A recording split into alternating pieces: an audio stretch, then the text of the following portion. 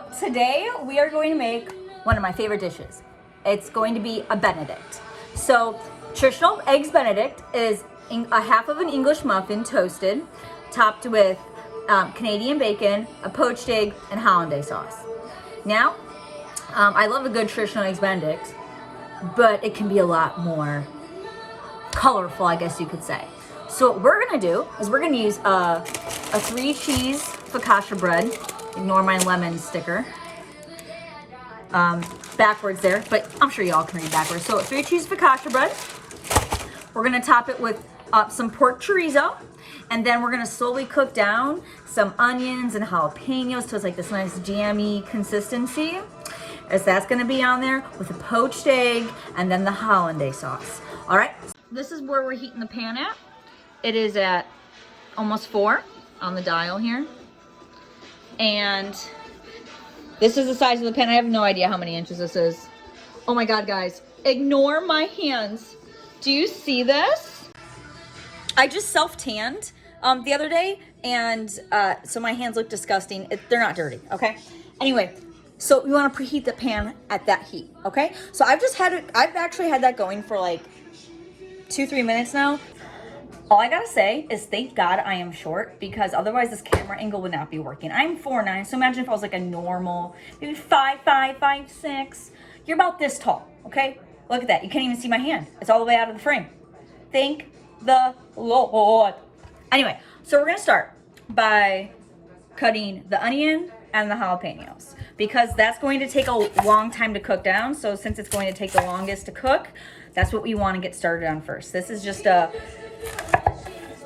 in between like a medium and a large size yellow onion. So,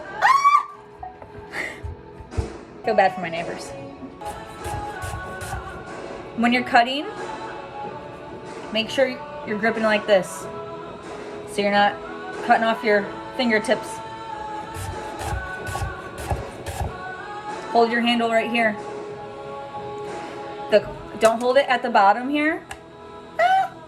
And don't hold it at the top, or hold it right here at the top, okay? You want your 2 fingers right here. That's gonna give you the most control. It may feel a little uncomfortable at first, but trust me, it's the safest, fastest, proper way to cut, all right? Just trust me, okay? Why wouldn't you trust me? You know me, right? Just kidding. So I just dropped the onions in. So now, we're gonna turn down this flame, okay? And so it's just about on the lowest setting it can go here. The only reason I didn't turn it down all the way to the lowest setting is so that, is because this pan is larger. So you want the pan really hot when you first put the onions in, but then you want to immediately turn down the heat. So the reason that you want the pan to be nice and hot is so that way when you put the onion in, the onion's not gonna start sticking to it, okay? It's gonna create a barrier between the onion and the pan, I guess you could say. Yeah, I put a tiny bit of extra virgin olive oil in there. You can also use butter. I used some extra virgin olive oil, and then I had that pan preheated that you saw in the beginning. Then I put the onion in, and I immediately lowered the temperature almost completely all the way down as low as it could go. And now I'm just gonna let that slowly cook down. I'm gonna cut up the jalapenos and add them in there. The onions will take a little bit longer than the jalapenos. That's why I threw the onions in there first. And yes, now we're gonna get started on the jalapenos. So we're just gonna cut the jalapenos into little slices. Again, make sure you're holding the knife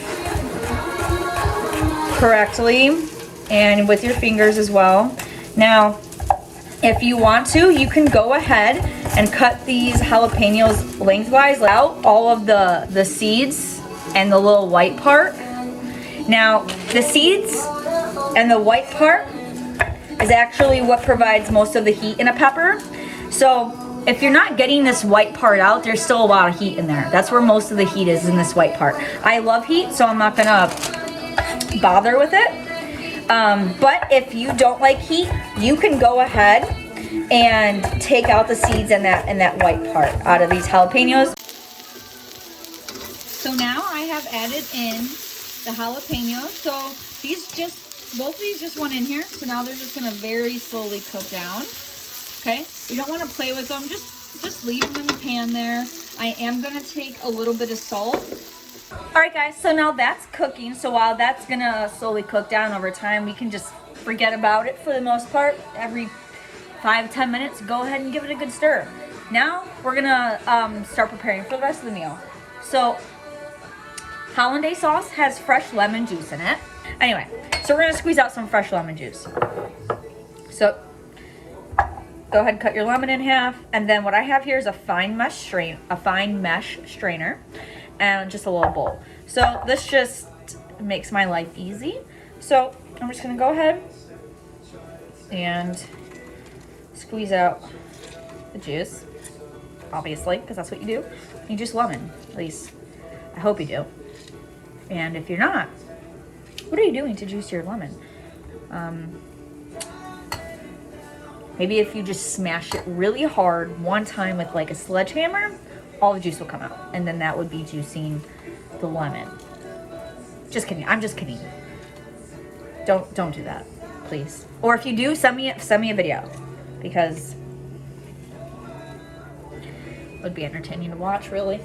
One time I saw a video for somebody making a watermelon explode.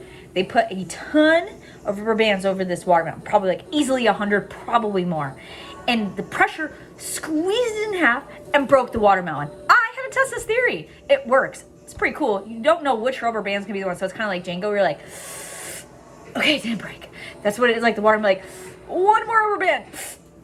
It didn't explode yet. And then you put the one on, it doesn't go like, but it goes.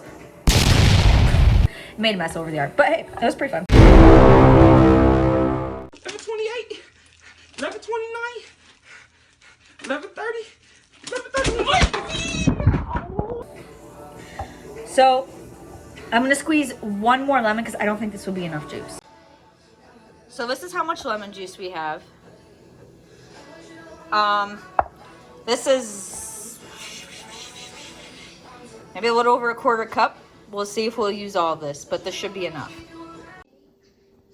So I'm preheating the pan for the chorizo. The chorizo's on a 4. I've been preheating this pan for a few minutes now. That's the flame that it's on. This is how big the pan is. You see it's starting to smoke a little bit. That's what you want. That's when you know it's the hottest it can be. Let's take a look over here. These are looking fantastic. All right. So we're gonna break this up. I'm gonna add some more in here. We're gonna break it up and start cooking it down. It's gonna be delicious. For those of you who have never had chorizo before, this is what it looks like. I just broke it down. It has a very wonderful flavor to it. You can get it in pork, and you can also get it in beef, commonly. You might be able to find some like chicken one or turkey one, or just make your own. And this has a little bit of a kick to it, nothing too crazy. It has just very good flavor. So it looks, you can see it's starting to brown up a little bit. You know, some people think that chorizo is already pre-cooked when you get it in the packaging because of the way it looks, but it's not. It's a fresh sausage, so that means you have to cook it. You just don't have to cook cured sausage because those are already fully cooked through. So this chorizo is going to add a lot of depth to the flavor, and it's going to add a little bit of smokiness to it and a little bit of spice, and then that nice savory taste of that pork. It's a lot more flavorful to me than just regular old Canadian bacon. All right, so I am starting to melt some butter into the onions and jalapenos. This is about a tablespoon's worth. They're about a little under halfway done cooking, and this is just going to give it a better finished texture. It's going to make it a little bit more like that jam-like texture that I want. I shouldn't have went with, I don't know why I decided to go with the olive oil in the beginning. That was a mistake. So we're going to continue the hollandaise sauce. First we did the lemon juice. Now we are going to start separating the eggs. Why y'all watch me? Okay. So I got some eggs because to separate eggs, it would require the eggs. So these are brown eggs, and they're brown rather than white. Fun fact, it doesn't matter if you have a brown egg or imagine a white egg here in my other hand. It's the same fucking thing. The color of the shell means absolutely nothing. It is a marketing tactic for you to think that brown eggs are better. They are not better just because they are brown. It has to do with the quality of the product, not the fucking color of the shell. All right? So don't let marketing teams mess with your head. Okay? So we are going to start separating. So I didn't realize that people don't normally separate eggs, and that's like not like a common thing people do. I was really surprised. Like, am I the only person who does this? Who am I talking to? Okay, so we want the yolks in this bowl. I want the egg whites in this bowl. So we're gonna start on this side, okay? I want the yolks in this bowl because it's the bowl that we're gonna use to make the Hollandaise sauce in. You know, use less dishes, right? So, get rid of the shell, obviously, and then start separating. So, I'll show you guys on the next one a little bit more closely what I'm doing. So you see right here, it has these little like white things kind of get stuck on them. Just pull it off. You don't have to do that, but you're gonna have a better end product. I don't like those little thingies. I don't know, they think they're like the balls of the egg or something. Anyway, so you crack the egg, right? Simple enough. Open the egg, right? Dump the yolk into your hand like this, right? Now you're gonna slowly start, be gentle by the way, don't let the yolks pop. Go like, open your fingers a little bit, but don't let the yolk go through, and transfer it back and forth in your hands. Now this one actually just did pop on me right now, which is why I said it, because I saw it was gonna do that. It's not letting me show you, but the yolk popped in my hand. It's okay. I have like 95% of the white part out. Do that. If you have a lot of white in there, then just start over with a new egg. Don't put egg white into your yolks. It's okay if a little bit of yolk gets in the egg white because I'm gonna throw this away. Now you can keep these egg yolks and do whatever you want with them. Okay, so again, here we go. Get rid of the shells. Dump it gently into your hand. It just fell. See, this is everything you don't do. Perfect. One more. Hopefully this is what you should do. You should do this egg. Take off one side of the shell, the other half of the shell. It's in my hands. Gently go like this, opening my fingers a little bit, like this. Little white thingy. Pull it off. There you go.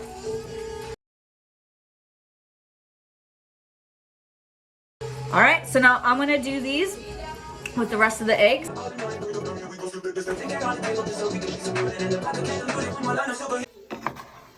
So the chorizo is done cooking now. Got a little crispier than I want it to be, but that's okay. I actually like my chorizo pretty crispy. This is how I usually cook it. But of course you don't have to let it get as crispy as I did. These jalapenos and onions are coming along nicely. These did not come out how I wanted them to. They're still very good.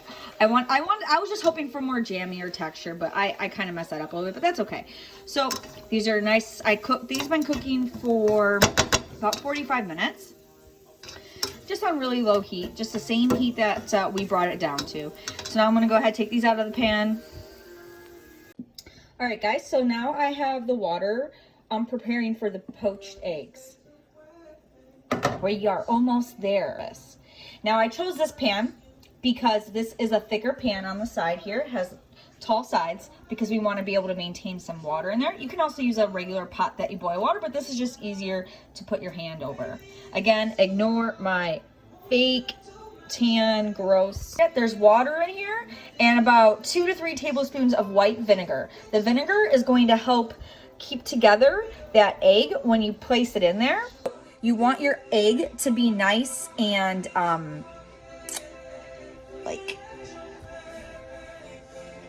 what's the right word? Congealed? That sounds fucking disgusting. Okay, not congealed. So you want a nice shape, form, there we go, to your cooked poached egg. I'm gonna put this lid back on, and I am gonna show you how to put the egg in there. And you guys might be a little bit scared to poach eggs, but it's okay. It might seem a little scary, but it's just because you may have never done it before. Just give it a chance. If you don't like it, fucking cook your egg over easy, fucking sunny side up, scramble it. I don't give a shit, and put it on this meal. But poached egg is what I prefer for this dish. And it's what is traditional, and probably the only thing I'm keeping traditional in this motherfucking dish, beaches. Okay, so now we're gonna start cutting the bread for the Benedict. So this is 3 cheese focaccia. As you can see, it's very thin on the sides. So we're gonna cut it on an angle, so that way it appears to be thicker. So this is what you're gonna do. You cut it. This is called a biased cut, okay? So we're gonna angle the knife at about a 45-degree angle. You guys see that, right? So, right? Oh, this is like the best piece right here, right? This has all the good stuff. This is like what I freaking go for. See, I'm gonna use this piece for my dish because it's delicious. All right, so then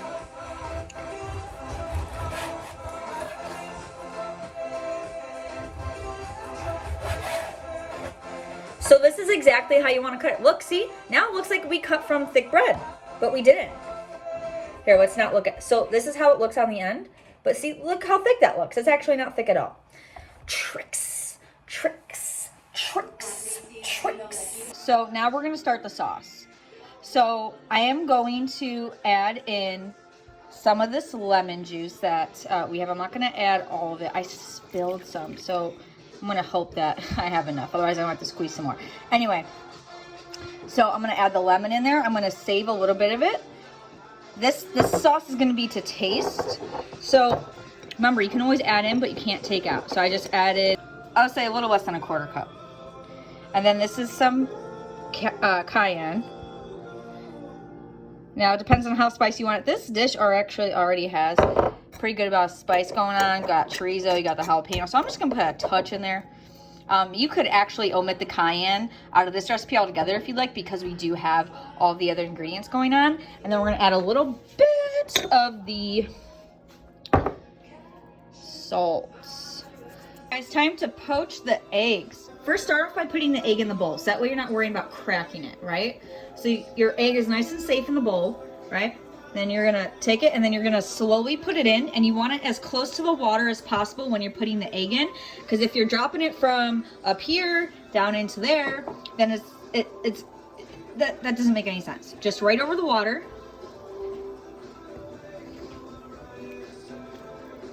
There you go. Now it's gonna start cooking. Now I'm gonna put one more egg in there. Got my other egg in there. This one's starting to come together. See how it's getting that nice shape? I'll point it out more in the end. Okay guys, so now we're about to start the Hollandaise sauce. So you wanna make sure you have everything ready to go prior to starting the Hollandaise sauce. You wanna have your water for your Hollandaise sauce in a pot like this. It's gonna be able to fit on top like this. Now, when you're doing this, you're creating a double boiler. So it's actually the steam that's cooking the sauce, not the water. You don't want the water to touch, and this is how you want your water to look. This is for me. Let's see if they're done. Do you see how these are coming along?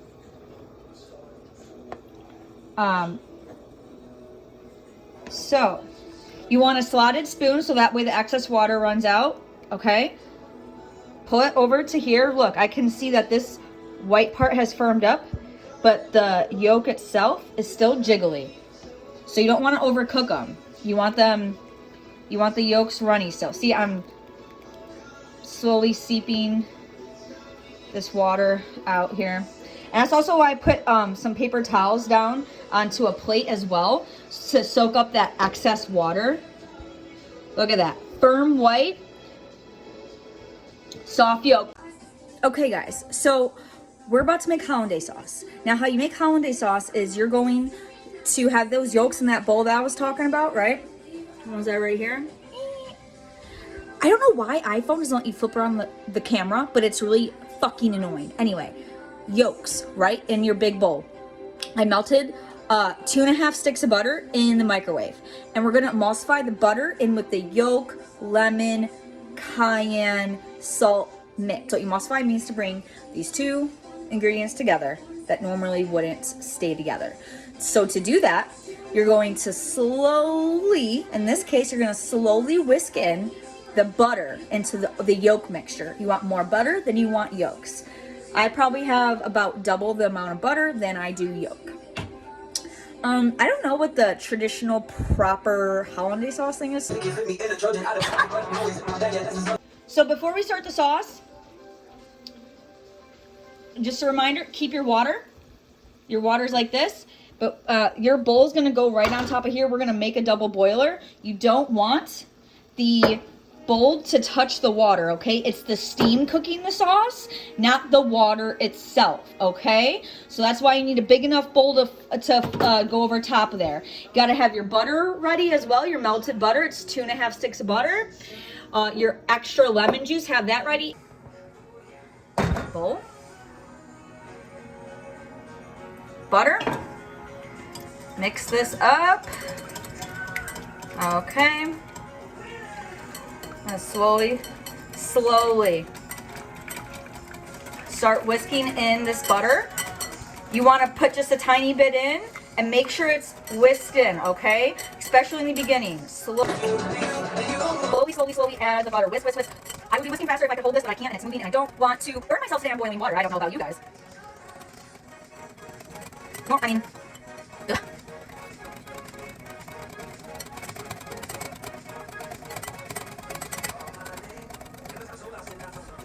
I wish I had someone here to like hold the camera off me. Maybe if I tapped it to my left somehow.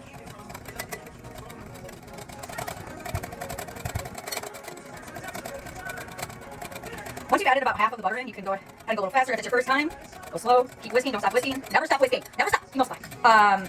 You want to add that lemon in to cut through all that fat to make it a more cohesive, well balanced sauce, and you're done, baby.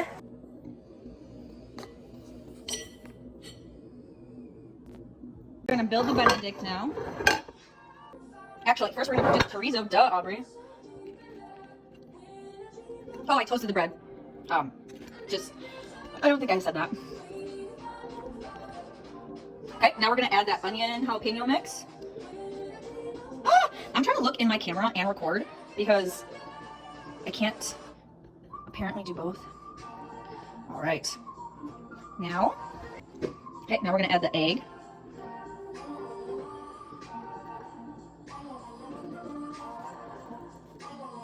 And now we're gonna add the sauce.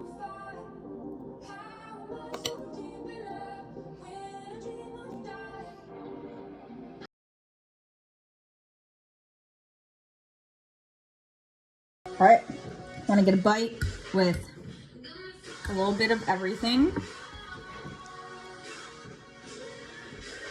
I'm a messy eater, y'all, okay?